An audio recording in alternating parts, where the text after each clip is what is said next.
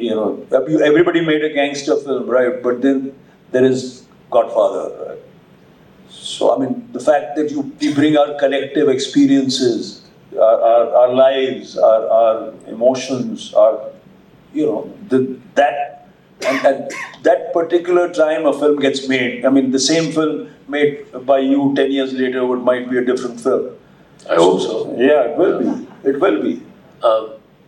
Yeah, let's see what AI can't do. How many of you have actually tried AI? See, almost everyone has tried AI.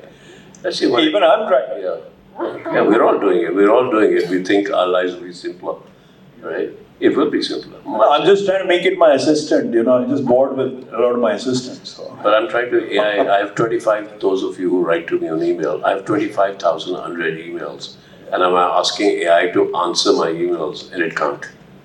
So it's not my assistant yet. But let's see what you said. Human spirit. What drives us?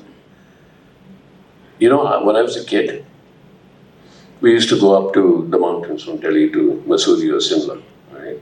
And my mother used to be so upset with me because I would come back with cuts on my knees. I would run into barbed wire. I would fall. I would fracture myself everywhere. Because what I used to do was run down the mountain. There was something very exciting about it.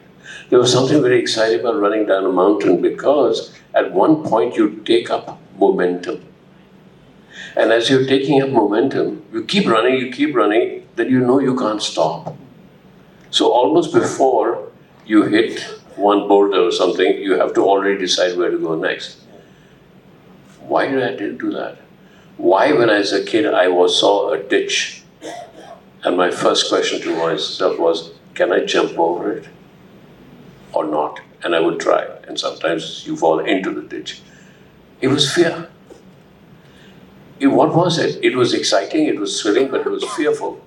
AI does not feel fear. I'll tell you why I feel that's important. Because a lot of human endeavor is based on the possibility of not being able to do it. The fear. When an artist takes a big canvas, how does the artist decide where to put that first brush? What color, what stroke, what that?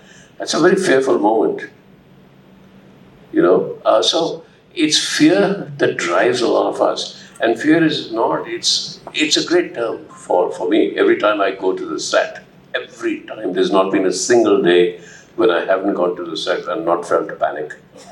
आज कैसे होगा? आज पकड़े जाएंगे. आज पकड़े जाएंगे. Me, yeah. Today, after 20 years, you'll find out that I'm just a big con.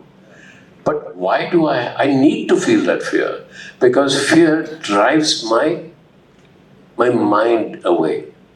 Yeah, so what happens? Like most times we arrive at a set, often when you're driving to the set, you don't know what the hell you're going to do. Sometimes. Yeah, no. And then something happens. Yeah, no. With me, it's the opposite. I prepare like a general. If you go to war, what happens if the bullet comes from there? What happens if the bullet comes? What if they attack me from there? So I prepare. I'm a preparation maniac. Despite what everybody says about me, I'm a preparation maniac. Then I go to the set and I say, now, am I going to shoot what I prepared, or is the moment going to tell me something? But how will the moment tell me anything unless I let go of my preparation? Precisely. So I go into the set, and if I'm not panicked, I'll make myself panic. Yeah. Like become like a factory assembly line. Yeah, I know what you're saying. All of us directors are feeling that. When I made Masoom, I had never made a film before. I'd never assisted anybody. I'd never read a book on filmmaking. Masoom was my first film. Until today, people say, Masoom was your best film. How many of you have not seen Masoom? Nobody. Everybody's one person has not seen it. See it. It's a good film. So no, I'm saying that people say, why don't you make another Masoom? I said, how do I be naive again? I was made it out of complete naivety. I did not know anything about filmmaking. Something drove me. What is that something? And I'd go back to that time and say, how did anybody give me money then? I couldn't make it today. Today, I can probably only make it because I'm a famous filmmaker. But today, I know I've talked to people who say, I want to make a small film. Yeah, sir, we absolutely want you to make a small film. You, sir, make a big film, sir. Of course, they say, I said small film. No, I want to make a small film. And he said, okay, let's say, kahani sunao. I said, really? Acha, here's the idea. Then he script sunao. Then I look around and said, give me one film that you guys have made where you're very proud of the script. I'll tell you how terrible it was. So that's just the politics of filmmaking now. So yes, forget so that. I mean, so as a director, I mean, let's split it into two. How did you? I mean, what is a film director? I mean, my view is rewriting. So I mean, you write and you take a blueprint, which is a screenplay, and then you work with the DOP and the actors and everyone. And you rewrite it till you edit and mix it and whatever. So, I mean, how did you approach it then and how would you approach it now?